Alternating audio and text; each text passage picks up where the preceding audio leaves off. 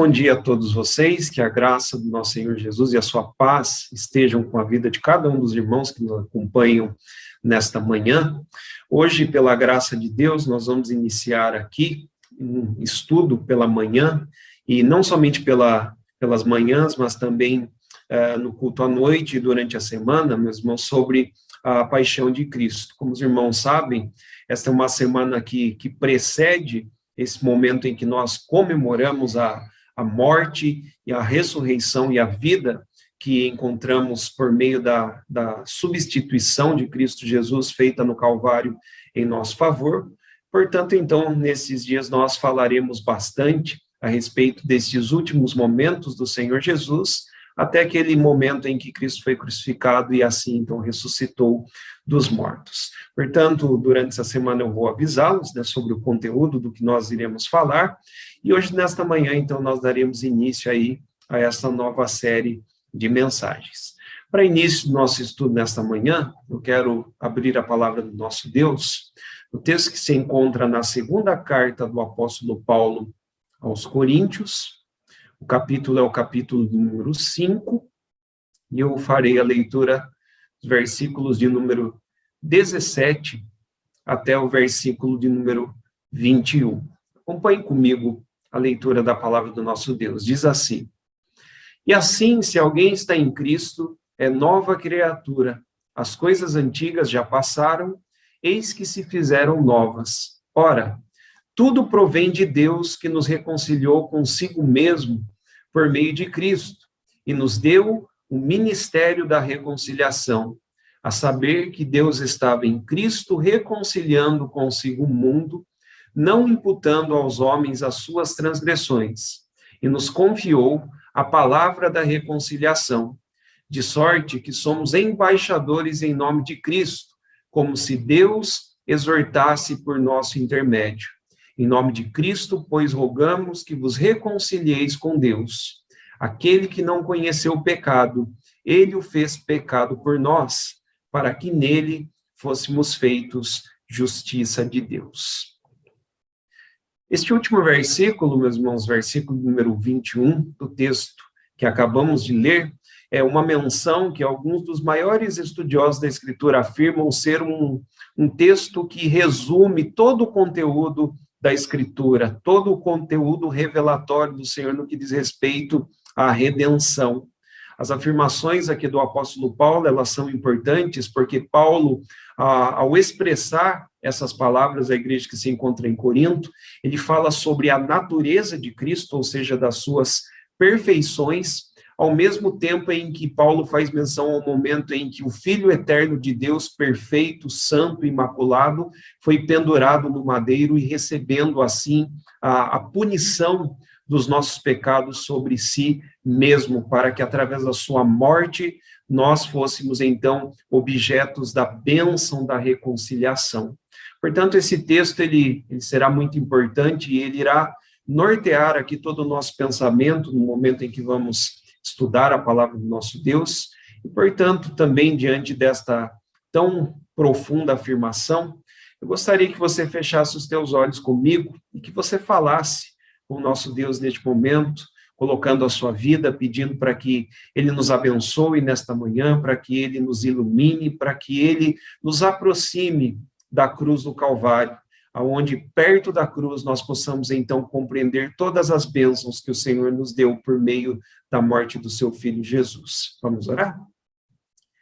Senhor nosso Deus, agradecemos a Ti pela oportunidade dada do Senhor a cada um de nós, de podermos usar deste tempo nessa manhã para refletirmos sobre esse momento histórico, sobre esse momento único em que o Senhor, desde toda a eternidade, projetou um plano da redenção, e o Senhor executou por meio do teu santo Filho, cujo qual veio e experimentou a morte em nosso lugar. Louvamos ao teu nome, ó Pai, por essa grandiosa história de amor, ó Pai, história que devemos contar, recontar e anunciar aos nossos semelhantes, ó Pai. Contarmos à nossa família, contarmos aos nossos amigos, proclamarmos, ó Deus, a mensagem da reconciliação. Obrigado, Senhor, por esta Ó Deus, forma tão profunda pela qual o Senhor mostrou a tua bondade para com a vida de homens ímpios e pecadores como somos. Pedimos a ti também pela vida daqueles que estão conosco nesta hora, acompanhando este vídeo, aqueles que também irão assistir posteriormente, que a tua palavra, ó Pai, atinja cada coração, que Cristo Jesus venha a nascer em cada um desses corações, que a cruz do Calvário, que a maior expressão do teu amor, ela esteja brilhando diante dos nossos olhos nessa manhã, e que o Senhor nos dê a capacidade para compreendermos coisas tão profundas como estas, ó Pai, porque nós precisamos de Ti, nós precisamos do Teu Santo Espírito, sabemos que é só Ele que pode quebrantar o nosso duro coração. Por isso, nos abençoe e fala conosco nessa manhã. É a nossa oração e o nosso pedido a Ti, em nome do Teu Filho amado Jesus. Amém. Nos preparando aí para o nosso momento de estudo, nós vamos ouvir um cântico, um hino de número 266, Rude Cruz. Então, eu te convido nesse momento a meditar na palavra do nosso Deus agora de forma cantada e assim nos preparando para o nosso estudo.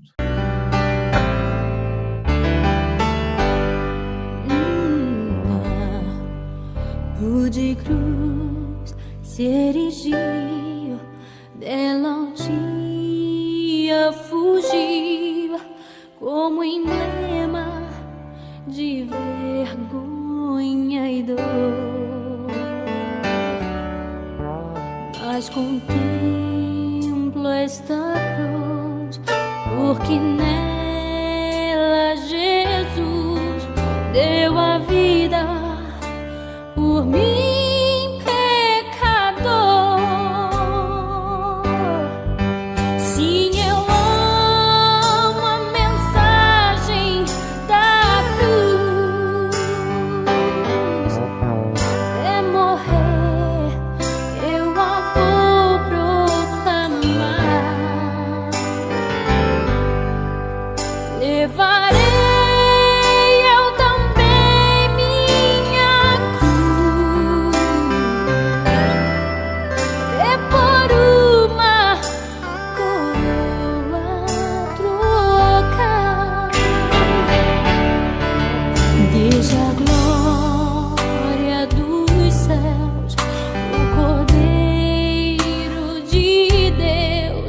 ao Calvário, humilhante baixou. Oh, essa cruz tem pra mim atrativos sem fim, porque nela Jesus me salvou. Sim, eu amo a mensagem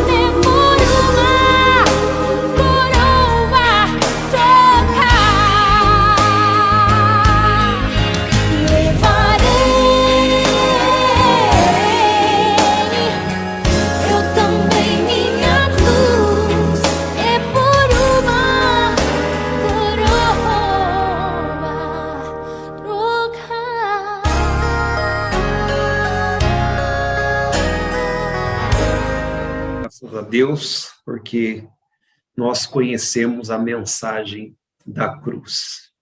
Nós vamos passar neste momento para a nossa mensagem dessa manhã, para o nosso momento de estudo.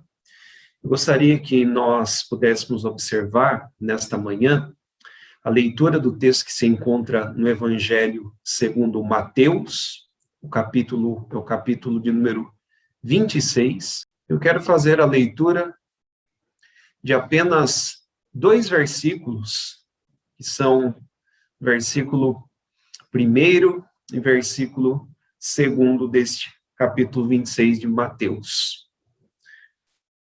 Mateus 26, versículo 1 e 2.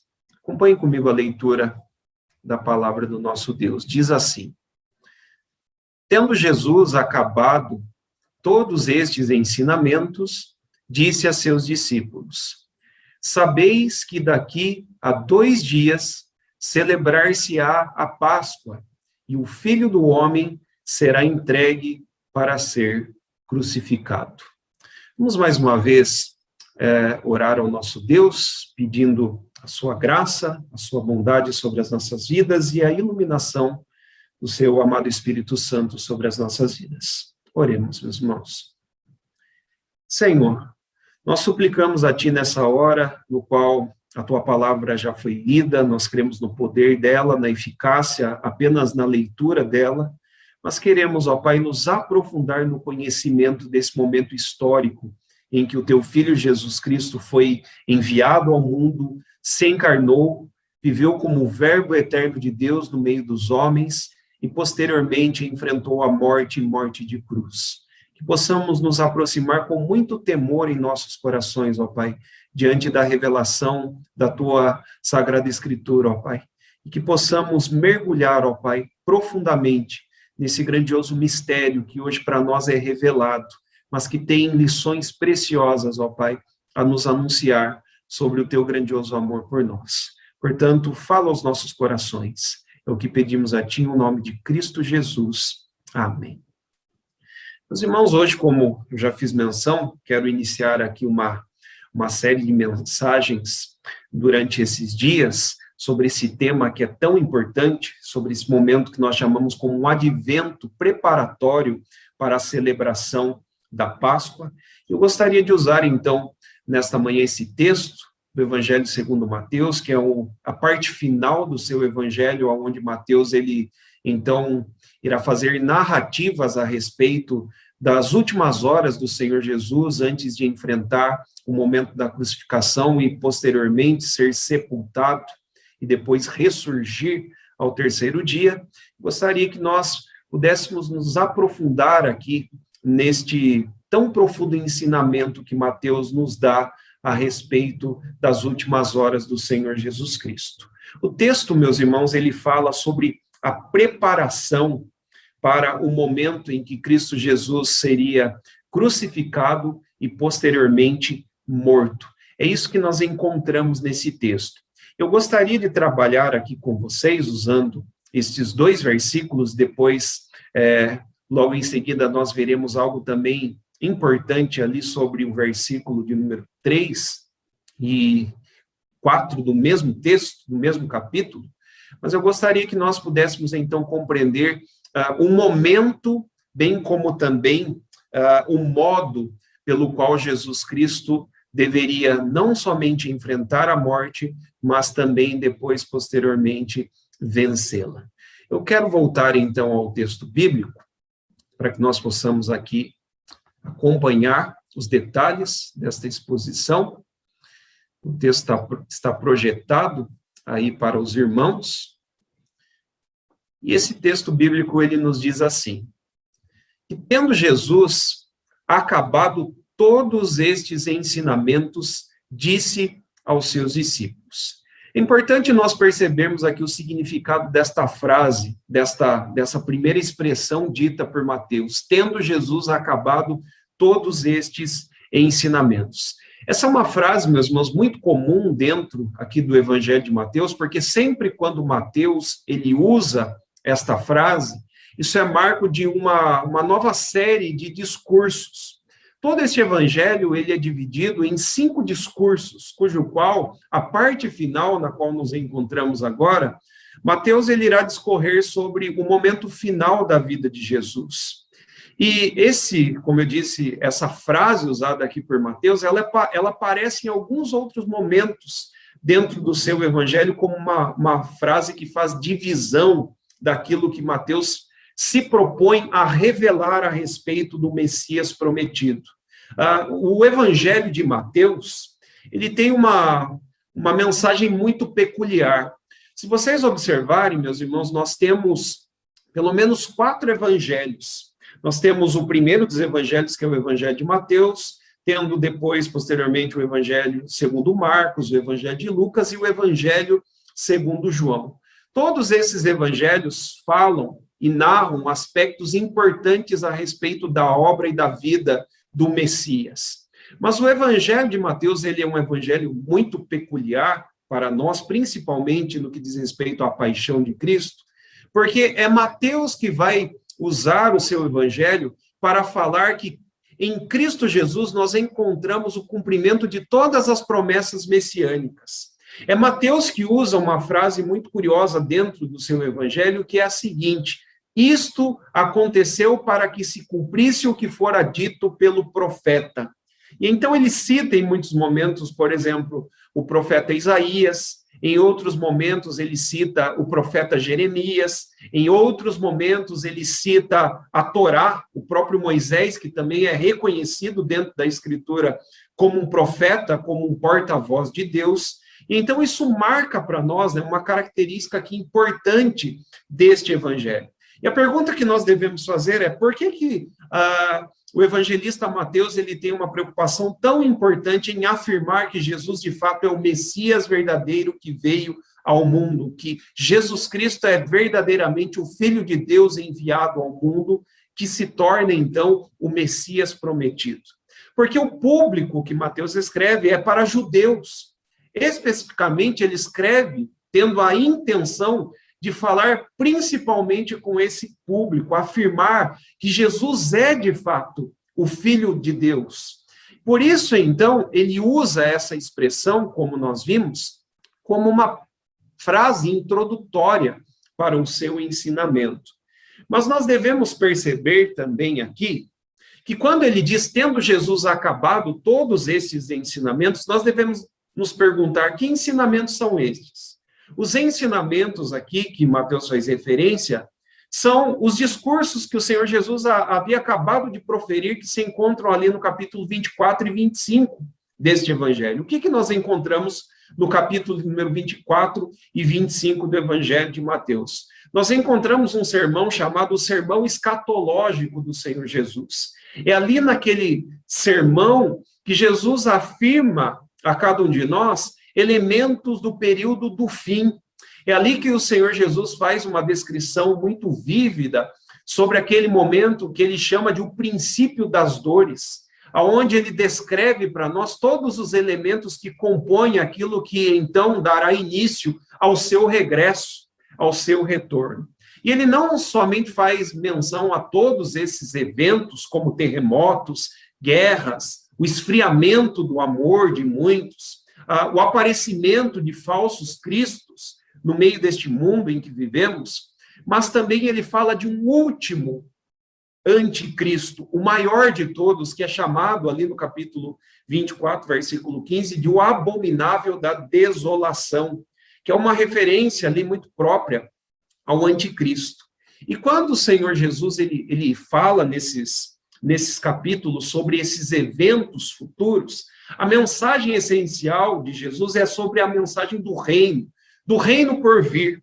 E não somente Jesus, ele descreve esses eventos de uma forma assim muito profunda aos seus discípulos, mas depois no capítulo de número 25, e bem como também uma parte do capítulo 24, o Senhor Jesus conta uma série de parábolas que dizem respeito a esse período do fim. São parábolas que nós chamamos também de parábolas escatológicas. É ali, por exemplo, que o Senhor Jesus fala sobre o perigo de nós não sermos vigilantes. Portanto, então, ele diz que o Filho do Homem virá como um ladrão. que será um momento extraordinário a sua vinda, que será como um relâmpago no céu, cujo qual todas as pessoas neste mundo verão o Filho do Homem vindo entre as nuvens dos céus. Portanto, vigiem, esperem, aguardem, não durmam como os demais. É ali que nós encontramos também a menção de uma parábola que o Senhor Jesus chama de a parábola das 10 virgens, cujas 5 delas eram nécias, bem como também 5 eram prudentes e estavam preparadas para se encontrar diante deste evento tão grandioso que é a vinda do Senhor Jesus. Então, todos esses elementos marcam para nós aquilo que Mateus chama aí no versículo 1 do capítulo 26, de eventos que o Senhor Jesus havia concluído de dizer aos seus discípulos. E é importante, meus irmãos, eu ressaltar aqui que quando o Senhor Jesus, ele diz para nós que ele encerra estes argumentos, né, todo esse sermão tão profundo sobre o período do fim, é importante perceber aqui que os discípulos estavam embebidos aqui com uma mensagem no que diz respeito ao reino futuro. Eles aguardavam, segundo o ensinamento de Jesus, esse reino por vir. Eles estavam aqui cheios de esperança na glória celeste que eles experimentariam, então, quando Cristo, então, estabelecesse de uma forma plena, consumada, este reino. Mas, de repente, a imagem muda. E quando nós entramos aqui no capítulo número 26, nós percebemos que parece que Jesus contraria tudo aquilo que ele havia acabado de dizer. E é por isso que isso, em um certo sentido, assusta os seus discípulos. Porque eles haviam acabado de falar que Cristo Jesus é o Messias prometido, que romperia, rasgaria os céus com a sua glória, e a sua glória se tornaria manifesta, e um novo reino então chegaria. Mas, de repente, nós entramos aqui em uma cena diferente. Mateus, ele muda, então, o cenário, porque o cenário muda de um Messias glorioso, poderoso, para um Messias que morre, para um Messias que precisa experimentar a morte, que precisa experimentar o sofrimento que será, então, descrito aqui como um momento pascal, como um momento que se desenvolverá dentro da festa da Páscoa. Por que é tão importante, meus irmãos, de forma inicial, perceber esse contraste? Porque esse é o ponto de Jesus. Jesus quer ensinar os seus discípulos, e a nós também, esse é o propósito do autor, colocar-nos também juntamente com eles, para perceber que ninguém experimenta a realidade da glória celeste sem antes passar pela realidade da cruz. Esse é o propósito de Mateus. Ele quer dizer que antes de experimentar o reino glorioso e futuro que o Senhor prometeu, existe um caminho que deve ser passado, e este caminho é a cruz do Calvário. E olha que interessante, porque se você ler este evangelho, desde o capítulo 16, o Senhor Jesus começou a repetir um dos seus ensinamentos mais importantes aos discípulos que andavam com ele. Jesus dizia constantemente a eles: é necessário que o Filho do Homem padeça, sofra muitas coisas nas mãos dos religiosos, bem como também do próprio Império Romano, seja morto e ao terceiro dia ressuscite. A princípio, eles não compreendiam isso. Eles estavam muito mais preocupados em experimentar das glórias celestes, sem antes perceber que era necessário uma cruz. Portanto, ao chegar neste ponto, nós aí percebemos, então, por que então Mateus ele passa no versículo número 2 a falar a respeito do período pascal. O versículo número 2 nos diz assim: sabeis, palavras de Jesus aos seus discípulos, sabeis que daqui a 2 dias celebrar-se-á a Páscoa. Quando o Senhor Jesus disse essas palavras, meus irmãos, provavelmente ele se encontrava aqui, dizem os estudiosos, entre a quarta e quinta-feira. Não há um tempo aqui estabelecido para nós sabermos, mas provavelmente Jesus se encontrava ou na quarta ou no começo da quinta-feira, quando ele disse essas palavras. E era, de fato, um momento preparatório para uma das festas mais importantes que aconteciam lá em Jerusalém, a festa da Páscoa. E é importante que nós venhamos a compreender o significado da Páscoa para nós compreendermos o motivo do porquê Jesus tinha que morrer na Páscoa.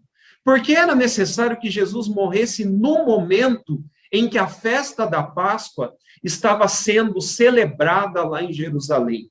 Se você se lembrar, eu tenho feito menção aos irmãos que existiam pelo menos 3 festas importantes ali que aconteciam em Jerusalém. E todas essas festas, elas aglomeravam um número muito grande, um número até que excedia a própria população de Jerusalém.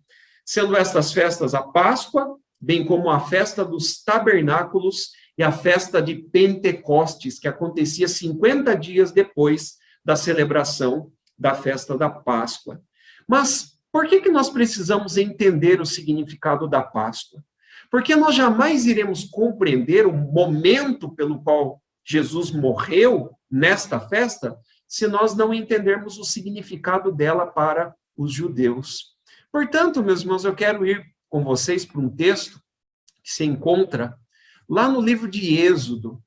Êxodo, capítulo de número 20. Em Êxodo, capítulo de número 20, nós encontramos ali a menção de uma das festas mais importantes para os hebreus, para os judeus. E essa festa, ela foi uma instituição do Senhor, e ela é chamada de Páscoa dos hebreus. Por que é importante nós analisarmos aqui alguns elementos desta festa? Sempre quando nós falamos de Páscoa, principalmente quando nós falamos com as nossas crianças, né? Nós sempre falamos de Páscoa e instantaneamente elas pensam em chocolate, né? Atualmente, o significado real, genuíno da Páscoa foi substituído por um marketing, né, que existe por detrás desse momento, que é a venda de chocolate. Até surge, né, um personagem curioso aí, que é o coelhinho da Páscoa, né? Sempre se fala sobre essas coisas quando se pensa em Páscoa. Mas se você falasse sobre Páscoa com um judeu, né, com alguém que era da descendência, que era patrício daquele povo que sofreu duras penas lá no Egito, eles sabiam muito bem o significado da Páscoa. Porque a Páscoa, ela foi instituída pelo Senhor justamente no momento quando o Senhor Deus fez o anúncio de uma das últimas pragas que ele derramaria, então, sobre os egípcios. O anúncio dessa última praga aparece ali no capítulo de número 11 do livro de Êxodo. Deus promete destruir todos os primogênitos dos egípcios e dos hebreus que não tivessem sobre os umbrais das suas portas o sangue do cordeiro. Então, a figura é substituída, né? Se você falasse para um judeu sobre Páscoa, ele nem saberia lhe dizer o que era coelhinho da Páscoa, mas ele saberia muito bem te dizer que existe um outro personagem que é importante, que é um cordeiro, que deveria ser morto. E observar aqui o contexto dessa festa nos ajudará a compreender o sentido da Páscoa. Eu gostaria que você fizesse aí comigo a leitura do texto, a partir do versículo número 1, capítulo 12 de Êxodo. Diz assim: Disse o Senhor a Moisés e a Arão na terra do Egito: Este mês vos será o principal dos meses, será o primeiro mês do ano. Moisés disse ao povo de Israel que esse mês seria o principal, e o mês aqui no caso era o mês de Nissan, para o hebreu, porque ele seria um marco histórico, seria um novo calendário para o povo de Deus. É por isso que aqui se dá início, então, de uma nova história para o povo, não a história que eles experimentaram lá por 430 anos, sob o jugo de Faraó, mas agora seria um momento diferente, um momento memorial, um momento histórico para a vida desse povo. Então ele diz assim, versículo 3, falai a toda a congregação de Israel, dizendo: aos 10 deste mês, cada um tomará para si um cordeiro, segundo a casa de seus pais, um cordeiro para cada família. Mas se a família for pequena para um cordeiro, então convidará ele o seu vizinho mais próximo, conforme o número das almas, conforme o que puder comer. Por aí calculareis quantos bastem para o cordeiro. O cordeiro será, preste atenção nos detalhes agora, sem defeito, macho de 1 ano. Podereis tomar um cordeiro ou um cabrito, e o guardareis até o 14º dia deste mês. E todo o ajuntamento da congregação de Israel o imolará no crepúsculo da tarde, ou seja, às 6 horas da tarde.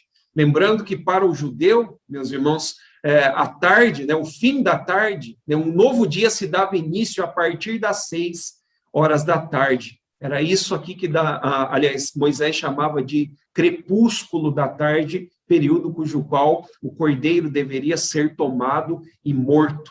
E logo após a ser morto, diz o versículo 7, os hebreus tomariam então do sangue e porão em ambas as ombreiras, na verga da porta, nas casas em que o comerem. Naquela noite comerão a carne assada no fogo com pães asmos e ervas amargas a comerão. Não comereis do animal nada cru, nem cozido em água, porém assado ao fogo, a cabeça, as pernas e a frissura, ou seja, o animal no seu todo, sem tirar nada dele. Nada deixareis dele até pela manhã. O que, porém, ficar até amanhã, queimá-lo-eis. Desta maneira o comereis, lombos cingidos, sandálias nos pés e cajado na mão, comê-lo-eis à pressa. É a Páscoa do Senhor. Porque naquela noite passarei pela terra do Egito e ferirei na terra do Egito todos os primogênitos, desde os homens até os animais. Executarei juízo sobre todos os deuses do Egito. Eu sou o Senhor. O sangue vos será, preste atenção nesta palavrinha, sinal. O sangue vos será por sinal nas casas em que estiverdes. Quando eu vir o sangue, passarei por vós, e é daqui que vem a palavra Páscoa, né? Na língua hebraica, o pasque, né, é traduzido aqui para nós como passarei por vós, e não haverá entre vós praga destruidora quando eu ferir a terra do Egito. Essa é a descrição desta festa tão importante. Eu gostaria que nós pudéssemos atentar, né, observar aqui alguns elementos que aparecem aqui descritos. O primeiro deles, a perfeição do cordeiro. Versículo 5 diz que esse cordeiro ele deveria ser sem defeito, macho de 1 ano, ou seja, um cordeiro já preparado, pronto para o abate. Bem como também essa festa deveria ser celebrada, né, e isso aparece no versículo número 8, com pães asmos e ervas amargas. Por que esses dois elementos? Ervas amargas aqui, meus irmãos, era um tipo de vegetal que era usado como parte da alimentação dos hebreus, e era uma vegetação amarga, né, de gosto amargo. Por que amargo? Porque quando os hebreus comessem essas ervas amargas, eles seriam lembrados do amargor que eles experimentaram lá dentro do Egito. Bem como também o texto faz a afirmação sobre comer pães asmos. A segunda festa, né, celebrada logo em seguida a festa da Páscoa. Encerrados 7 dias de celebração da Páscoa, já instantaneamente começava uma outra festa, que era a festa dos pães asmos, aonde o hebreu comia pão sem fermento, que era símbolo da remoção do pecado. Era esse o símbolo da festa. E não somente isso, eles deveriam comer com pressa, diz o texto, com um cajado nas mãos, apertando os cintos, né, amarrando forte, né, as suas vestimentas, porque eles estavam de saída, eles estavam comendo, mas prontos para uma viagem. Todos esses elementos que compõem aqui, eles são elementos que servem como apontamento para aquilo que seria cumprido na morte do Cordeiro Pascal, Jesus Cristo. É por isso que ali, na parte final do texto, versículo de número 12, O texto diz assim: porque naquela noite passarei pela terra do Egito, ferirei no Egito todos os primogênitos. Ou seja, em cada casa aonde o Senhor passasse, e ele visse um sinal. Você que está habituado aí com o estudo do Evangelho de João, se lembrará que sinais apontam para uma realidade maior do que eles mesmos. O sangue que era colocado nos umbrais das casas dos hebreus era sinal de que quando Deus passasse com o anjo da morte e o anjo visse a marca do sangue naquelas casas, eles seriam libertos, porque o Senhor passaria por cima. É esse o significado da palavra Páscoa: passar por cima, passar de largo. E foi isso que Deus fez, realizando um grande livramento para com a vida daqueles hebreus. Essa era a festa, meus irmãos, que acontecia em Jerusalém. Todos esses elementos, eles eram observados ali no dia da celebração da festa. E o texto diz para nós que Jesus, ele tinha que morrer no dia da festa, no dia da celebração da festa dos judeus.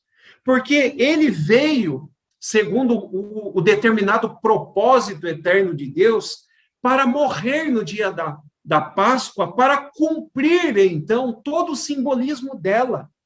O próprio apóstolo Paulo, aqui no Novo Testamento, ele chama Jesus, na primeira carta aos Coríntios, de o Cordeiro Pascal. Eu quero que você observe comigo esse texto, usando a linguagem do apóstolo Paulo, nos mostrando que Cristo é o cumprimento desta festa. O texto para nós é 1 Coríntios, capítulo de número 5, e os versículos são os versículos de número 7.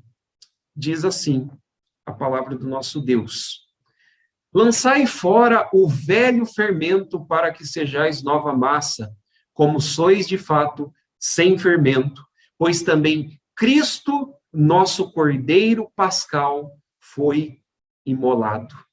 Essa afirmação de Paulo é uma compreensão plena e correta do significado da Páscoa. Deus preordenou o momento pelo qual o seu filho Jesus deveria morrer. Jesus deveria morrer na noite em que a festa se iniciaria em Jerusalém, para que se cumprissem, então, de fato, todas as promessas do que dizia respeito à sua obra redentora, que seria realizada no Calvário, quando ele mesmo, através do seu corpo moído, como o Cordeiro eterno de Deus que tira o pecado do mundo, então experimentasse a dor e o sofrimento em favor de um povo, um novo povo, que não é mais somente o Israel de Deus, o povo da aliança do Antigo Testamento. Mas se você se lembrar, Jesus ele institui uma nova aliança. Aqui dentro mesmo do contexto do capítulo de número 26, nós percebemos que o Senhor Jesus, ele muda esses elementos, né? Os elementos, eles recebem um novo significado. Você se lembra, por exemplo, que ao se assentar juntamente com os apóstolos em um cenáculo, o Senhor Jesus, ele toma do cálice e ele diz, então, esse cálice, ele é a nova aliança no meu sangue. O sangue, ele simbolizava a morte daqueles que experimentaram a morte no Egito, ao verem os primogênitos sendo mortos. Mas houve um sangue que os cobriu, que os livrou de uma ira, de uma punição eterna do próprio Deus sobre os egípcios. E todos os hebreus viram e compreenderam o sinal miraculoso que apontava para o momento em que o Filho de Deus, Jesus Cristo, o Messias prometido, realizaria um novo pacto por meio do seu sangue. Não é curioso que o elemento aqui trazido na menção da ceia, que é o vinho, ele lembra os elementos que se encontravam na celebração da Páscoa? É interessante, meus irmãos, porque o sabor, né, o gosto do vinho usado por Jesus na ceia era um gosto amargo, era um gosto que os faria lembrar que eles foram escravos, escravos do pecado, porque a linguagem do Êxodo é uma linguagem ilustrativa para mostrar, de fato, a própria opressão que nós sofremos por causa de Satanás, que é o príncipe deste mundo. E então, ao bebermos do cálice, conjuntamente em nossas igrejas, nós somos lembrados da grandiosa libertação que Cristo, Cordeiro de Deus, que veio ao mundo, nos proporcionou por meio da sua morte. Então, esses elementos, eles recebem um significado novo. Você se lembra, por exemplo, que na festa da Páscoa eles deveriam comer do cordeiro. O Senhor Jesus, nos evangelhos, ele é descrito como aquele que chama os seus discípulos a se alimentarem dele como o verdadeiro pão da vida, que desceu ao mundo para alimentar a todo homem. Percebe aqui os elementos que são ressignificados na pessoa e na obra de Cristo. Então, nós percebemos que Deus, ele preparou um momento específico. Era necessário, Jesus tinha que morrer no momento da Páscoa, no momento da celebração da Páscoa, para que todas as profecias messiânicas no que diz respeito ao Cordeiro de Deus que tira o pecado do mundo fossem cumpridas em Jesus Cristo. Por outro lado, nós encontramos aqui no texto, versículo de número 2 ainda, na sua parte B, eu quero novamente projetar o texto aqui aos irmãos. Nós compreendemos agora, meus irmãos, não somente o momento, mas nós podemos perceber agora também o modo pelo qual o Senhor Jesus, ele nos mostra o seu sacrifício. Só vou projetar aqui o texto aos irmãos.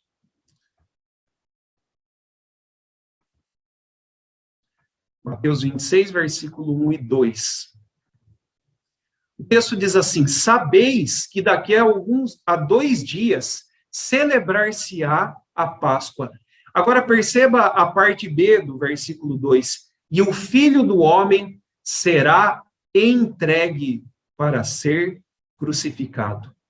Primeiramente, atente para esse nome próprio, cujo qual o Senhor Jesus usou muitas vezes ao se referir a si mesmo, o Filho do Homem. Ali no capítulo de número 24, Jesus havia acabado de afirmar aos seus discípulos que eles veriam o Filho do Homem vindo em grande poder e grande glória. Bem como também no capítulo 25, ele afirmou que o Filho do Homem se assentaria em um tribunal armado para julgar todas as nações. Essa era a expressão da glória messiânica. Eles alimentavam essa expectativa, né, de um poderoso monarca que destruiria todos os nossos inimigos, e principalmente os inimigos deles, os romanos, né, que os subjugavam naquele período. E eles imaginavam, então, a vinda desse Messias prometido com todas as pompas de um rei poderoso, de um monarca poderoso. Mas, de repente, Jesus diz aos seus discípulos que esse Filho do Homem será entregue. E não somente será entregue, mas será crucificado. Meus irmãos, nós entramos aqui num aspecto muito profundo, que ao mesmo tempo é um aspecto misterioso para nós, a respeito da crucificação do nosso Senhor Jesus. Meus irmãos, nós poderíamos nos perguntar, por que o Senhor Jesus não foi morto de outras maneiras? Durante, né, a história da revelação bíblica, nós percebemos muitas tentativas de matar Jesus.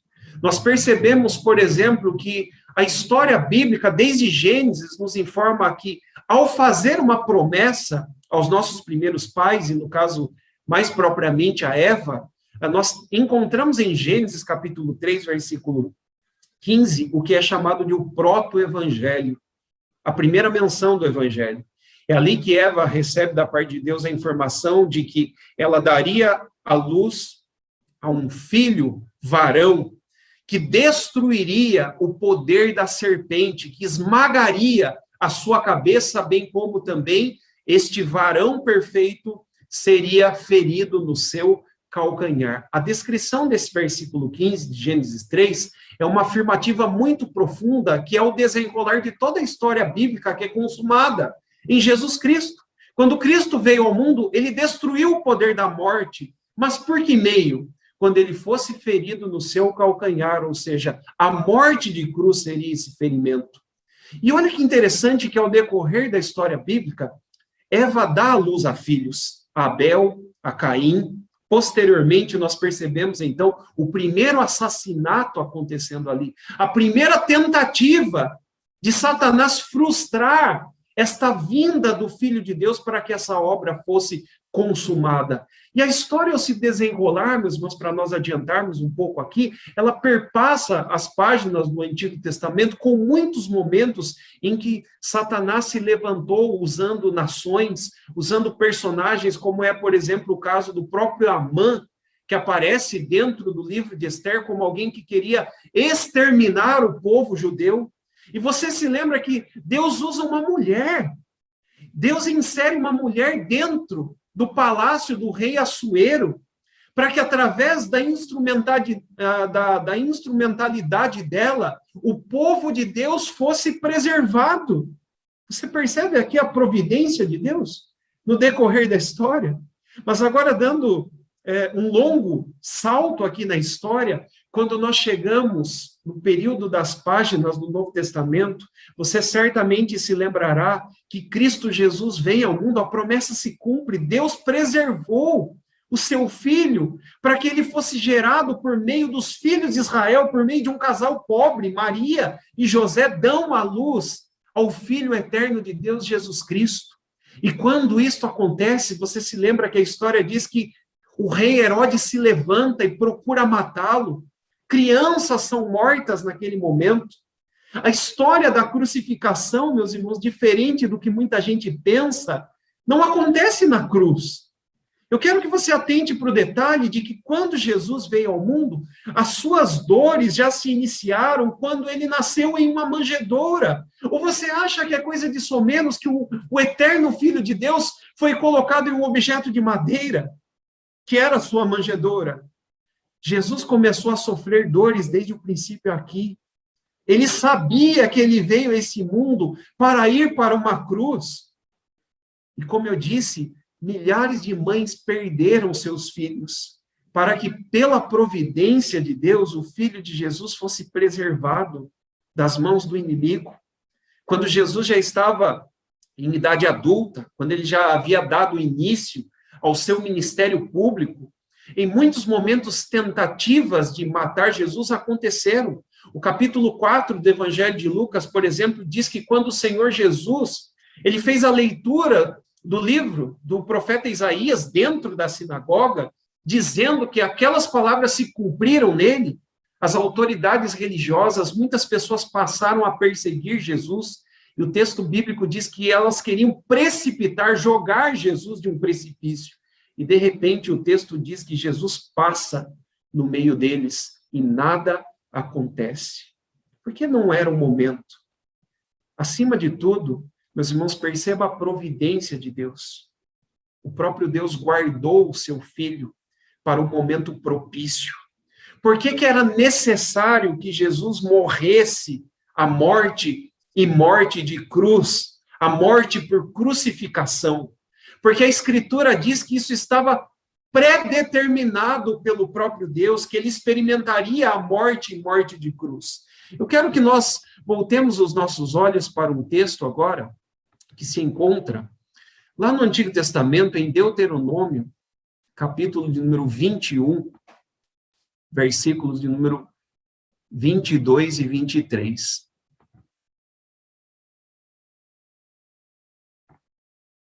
Deuteronômio, capítulo de número 21, versículos de número 22 e 23, diz assim: se alguém houver pecado passível da pena de morte e tiver sido morto e o pendurares no madeiro, o seu cadáver não permanecerá no madeiro durante a noite, mas certamente o enterrarás no mesmo dia, porquanto que foi pendurado no madeiro é maldito de Deus. Assim, não contaminarás a terra que o Senhor teu Deus te dá em herança.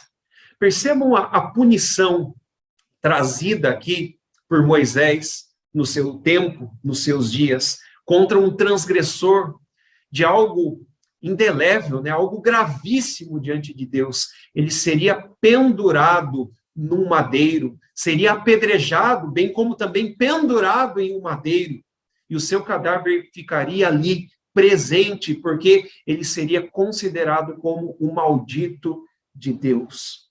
A pergunta que nós fazemos é: por que Jesus tinha que morrer numa cruz? Por que, de fato, Jesus tinha que experimentar a morte por crucificação? O ponto de Mateus é justamente esse. Cristo Jesus veio ao mundo para se tornar o maldito de Deus. E quando nós falamos sobre crucificação, meus irmãos, talvez você sequer tenha ideia do significado dessa expressão. Eu quero expressar para vocês aqui algumas coisas que trarão luz aqui para nós sobre o significado da crucificação. Eu quero voltar aqui ao texto e eu gostaria que a gente pudesse explorar esta palavra cruz, que para muitos ela talvez seja um simples símbolo usado talvez em nossas igrejas, talvez usado em nossas casas, talvez nós carreguemos muitas vezes a cruz, mas sequer talvez tenhamos a compreensão do que é a cruz, o que é de fato aquilo que Jesus experimentou. A cruz, meus irmãos, ela foi um instrumento de morte trazido por volta ali do 6º século antes do Senhor Jesus, e alguns dizem que ela foi uma criação dos persas, e depois, posteriormente, foi usada pelos gregos nos dias de alguns imperadores daquela época, daquele período, bem como também elas se tornaram um instrumento de punição, o maior instrumento de punição dos romanos. Existia uma frase que era usada, né, para descrever o que era a morte de cruz. Existia uma frase latina que dizia assim: sumum supplicium crudelissimum supplicium, que significa a morte mais penosa, cruel e agoniosa que um ser humano pode experimentar. Isso era a morte de cruz. Os romanos, eles não condenavam os seus cidadãos, né? Um cidadão romano, ele não experimentava a morte de cruz. Até mesmo porque, segundo alguns historiadores do tempo, né, que viveram no período em que Jesus foi crucificado, afirmam que somente afirmar a palavra cruz era quase que se fosse como um xingamento da época. A morte de cruz era uma morte muito cruel, era uma morte que mais do que qualquer outra punição, e existiam pelo menos algumas mais punições cruéis dentro do Império Romano, era uma punição que fazia com que aquele que experimentasse esse tipo de morte sofresse lentamente esta morte. Vocês se enganam, meus irmãos, se vocês pensam que Jesus foi pendurado segundo essas imagens ridículas que hoje a gente tem sobre a crucificação, Jesus pendurado com paninhos, né, que cobriam as suas genitais. A morte de cruz era uma morte muito humilhante. Era uma morte cujo qual o condenado a esta pena, ele caminhava um longo percurso nu, sendo escarnecido pelo povo. Os romanos, eles gostavam de fazer propaganda da forma como eles matavam as pessoas dentro do seu império.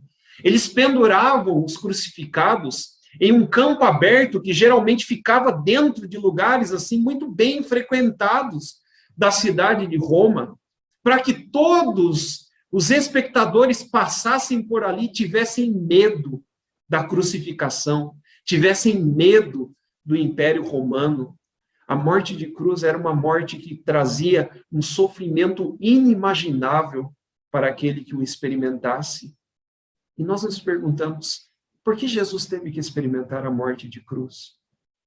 A palavra do nosso Deus nos afirma, meus irmãos, que a cruz, ela foi preparada por Deus, porque esse era o meio cujo qual Cristo Jesus, o seu Filho amado, seria punido de uma forma muito intensa, receberia intensamente no Monte Calvário, aonde ele foi crucificado, a maldição de todo o descumprimento da lei. Se você se lembrar, Deuteronômio, capítulo número 28, nós temos ali Moisés declarando todas as maldições do descumprimento da lei. Ele faz ali uma série, né, de descrições sobre punições e todo tipo de maldição que recairia sobre aquele que descumprisse os elementos da lei de Deus. E naquele momento em que Cristo foi pendurado no madeiro, ele recebeu de uma forma única, de uma forma plena e consumada, todo o castigo de Deus. Você tem ideia do que é isso? Às vezes nós falamos sobre a ira de Deus, e é até difícil, meus irmãos, descrever os elementos que compõem esta ira, o que de fato Jesus experimentou na cruz do Calvário. Quando o apóstolo Paulo declara em Gálatas capítulo 3, que maldito é aquele que é pendurado no madeiro, ele faz menção ao texto que nós lemos de Deuteronômio, capítulo de número 21, e ele expressa justamente o motivo pelo qual Jesus teve que experimentar a mais dolorosa e cruel morte que um homem poderia experimentar. Porque você jamais experimentaria a bênção de Deus sobre o seu coração, sobre a sua vida, se alguém não fosse punido em seu lugar. E hoje à noite eu gostaria de guardar alguns elementos, eu gostaria de trazer a você um texto cujo qual o Senhor Jesus ele expressa todos esses sentimentos do que de fato ele estava para experimentar, mas a morte de cruz, sem dúvida, é o elemento essencial pelo qual Cristo deveria morrer, porque do contrário, você jamais experimentaria salvação. O pagamento pela dívida dos nossos pecados, ele foi algo muito duro, foi uma pena muito cruel imposta em um único homem, sendo este o Filho eterno de Deus, Jesus Cristo. Meus irmãos, é difícil expressar assim os elementos que compõem toda essa morte. Eu precisaria de muito mais tempo aqui para detalhar aos irmãos o que de fato aconteceu naquele momento. A palavra de Deus diz que as punições infernais foram lançadas sobre Jesus enquanto ele esteve ali, debaixo de 3 dias e 3 noites, debaixo do poder da morte. Nós não sabemos o que aconteceu de fato. Isso é um mistério para nós. Mas o que nós podemos saber é que este foi o meio cujo qual o Senhor te livrou da morte eterna. A cruz foi o meio, né, foi o modo cujo qual o Senhor fez o que ele fez com o povo dele lá no Egito. Ele passou sobre nós, porque ele viu que sobre nós está o sangue do Cordeiro. E eu faço essa pergunta a você. Você está debaixo do sangue da aliança, o sangue puro de Cristo? Porque, meus irmãos, uma das coisas mais terríveis para aqueles que vivem neste mundo é se eles de fato não estiverem debaixo do puro sangue do Cordeiro de Deus que tira o pecado do mundo. Para nós que cremos em Cristo, para nós que compreendemos a profundidade dos sofrimentos de Jesus, compreendemos então que a partir do momento deste entendimento correto, nós recebemos graça. Mas por outro lado, aqueles que não estiverem debaixo deste sangue receberão em si mesmos aquilo que Cristo Jesus experimentou de uma forma ainda muito mais intensa, que é a justa punição do Senhor. Que Deus nos ajude, que nesses dias que iremos tanto recordar esses momentos, que possamos refletir e meditar na profundidade do significado da Páscoa. O Senhor Jesus, ele preparou o momento exato. A festa da Páscoa era o símbolo cujo qual o Cordeiro de Deus, que tira o pecado do mundo, alimentaria uma multidão de homens e mulheres espalhados por este mundo, por causa da obra expiatória que ele realizou. Mas, por outro lado, nós somos aqui, nós compreendemos, né, somos pessoas que compreendemos hoje o modo pelo qual o Senhor Jesus expiou os nossos pecados. E esse meio pelo qual Deus projetou desde toda a eternidade foi ao fazer o seu Filho ser pendurado no madeiro, se tornando o maldito em nosso lugar.